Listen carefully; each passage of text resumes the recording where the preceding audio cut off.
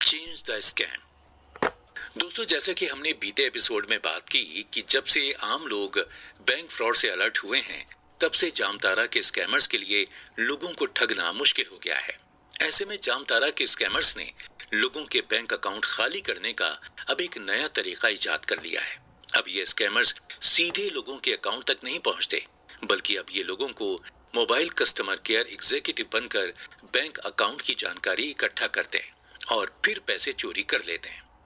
Fishing capital Jamtara के ये scammers अब ई सिम को लोगों के अकाउंट से जोड़कर पैसे ठगते हैं। लेकिन ये स्कैम, जो सुनने में ही इतना टेक्निकल लग रहा है, ये होता कैसे है? तो दोस्तों, इस टेक्निकल स्कैम को समझने के लिए हमें सबसे पहले ई सिम के बारे में जानना होगा। तो आइए जानते हैं कि ई सिम क्या होता है। हम अपने फोन में जब सिम डालते हैं, तब हमें फोन नेटवर्क और इंटरनेट सर्विसेज मिलती हैं। ये सब सिम की वजह से ही पॉसिबल हो पाता है। सिम कार्ड, जिसका फुल फॉर्म है सब्सक्राइबर आइडेंटिटी मॉड्यूल, आपके नेटवर्क ऑपरेटर को आपकी बेसिक जानकारी देता है, जिसे पाकर आपको मोबाइल नेटवर्क की सभी सर्विसेज मिलती हैं। और ये सिम कार्ड आपके पास फिजिकल फॉर्म में मौजूद रहता है। तो वहीं ई सिम इसी फिजिकल सिम का इलेक्ट्रॉनिक वर्जन है।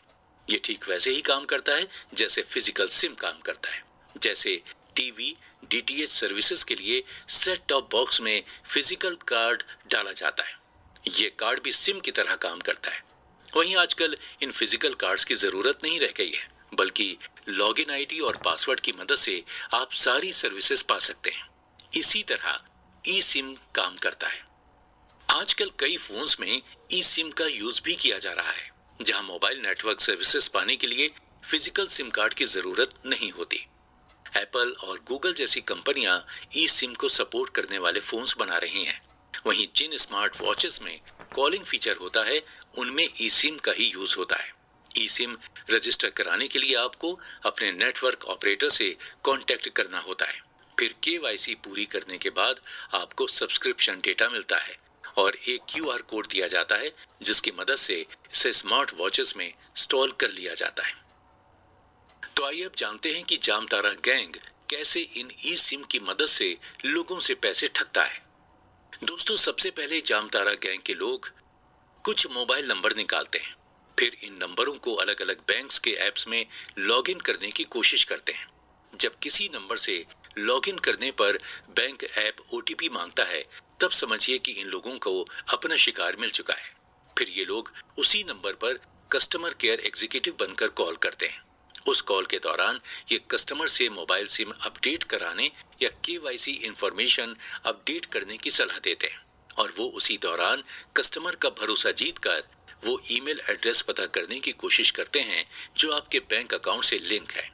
इस दौरान इन स्कैमर्स का टारगेट रहता है कि कस्टमर से असली कस्टमर केयर एग्जीक्यूटिव पर फोन नंबर के साथ स्कैमर की ईमेल आईडी लिंक करने की रिक्वेस्ट डलवा दें। इसके लिए ये लोग कस्टमर को ईमेल आईडी लिंक करने या बदलने का टेक्स्ट भी लिखकर भेजते हैं, और फिर यही टेक्स्ट कस्टमर से फॉरवर्ड कराया जाता है। इससे नेटवर्क ऑपरेटर पर फोन नंबर कस्टमर का रजिस्टर होता है और ईमेल एड्रेस स्कैमर्स का लिंक होता है। फिर ये स्कैमर्स अपने ईमेल एड्रेस से कस्टमर के सिम को ई सिम में बदलने की रिक्वेस्ट डालते हैं, जिससे इन लोगों के पास अब कस्टमर का सिम मौजूद हो जाता है, जिसकी मदद से ये जितना चाहें उतना पैसा बैंक अकाउंट से उड़ा सकते हैं। हालांकि ये लोग पुलिस या कानून की नजर से बचने के लिए एक बार में ही ट्रांजैक्शन नहीं करते हैं, बल्कि धीरे धीरे कई बार में छोटे छोटे ट्रांजैक्शंस करते हैं। हाँ, एक बात जरूर है कि ये बैंक अकाउंट एंड में खाली करके ही दम लेते हैं। दोस्तों, एक नेशनल न्यूज़पेपर में छपी रिपोर्ट के मुताबिक ये गैंग अब तक पंजाब, हरियाणा, झारखंड, बिहार और वेस्ट बंगाल जैसे राज्यों के 300 से ज्यादा प्राइवेट और सरकारी बैंक अकाउंट से पैसे उड़ा चुके हैं। और अब इस काम में जामतारा के अलावा तेलंगाना के स्कैमर्स भी शामिल हैं। इसके साथ ही जामतारा गैंग में पंजाब के लोग भी मिले हुए हैं। माना जाता है कि इस फ्रॉड का इजाद पंजाब के ही एक शख्स ने किया था, जो पहले एक टेलीकॉम ऑपरेटर कंपनी में काम कर चुका था, और इस काम को अंजाम देने में उसका यही एक्सपीरियंस काम आया।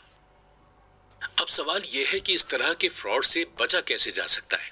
इसके लिए सबसे जरूरी है कि आप फोन पर कही जाने वाली या बताई जाने वाली किसी भी स्कीम पर यकीन करना बंद कर दीजिए, या फिर किसी भी स्कीम पर भरोसा करने से पहले 100 बार जरूर सोचिए। अगर सिम से जुड़ा कोई काम आपको कराना है तो खुद से मोबाइल ऑपरेटर के कस्टमर केयर पर कॉल कीजिए, या फिर ऑपरेटर के रिटेल स्टोर पर जाकर अपनी आंखों के सामने अपना काम कराइए। और अपनी बैंक अकाउंट डिटेल्स को छुपा कर रखिए। इसके बाद मोबाइल या ईमेल पर आए लिंक को तब तक क्लिक मत कीजिए जब तक ये कंफर्म ना हो जाए कि ये ऑथेंटिक सोर्स से आया है। या आपसे कोई कॉल पर कोई ऐप डाउनलोड करने की बात कहे तो बिल्कुल अलर्ट हो जाएं, क्योंकि इस तरह के ऐप दूसरे इंसान को आपके फोन या लैपटॉप का रिमोट एक्सेस देते हैं, जिससे आपके फोन या लैपटॉप की चाबी उसके हाथ लग जाती है। इसीलिए फोन पर बताई गई बात पर भरोसा करने से पहले थोड़ा टाइम जरूर लीजिए, ताकि आप इस तरह से इन स्कैम से बच पाएं।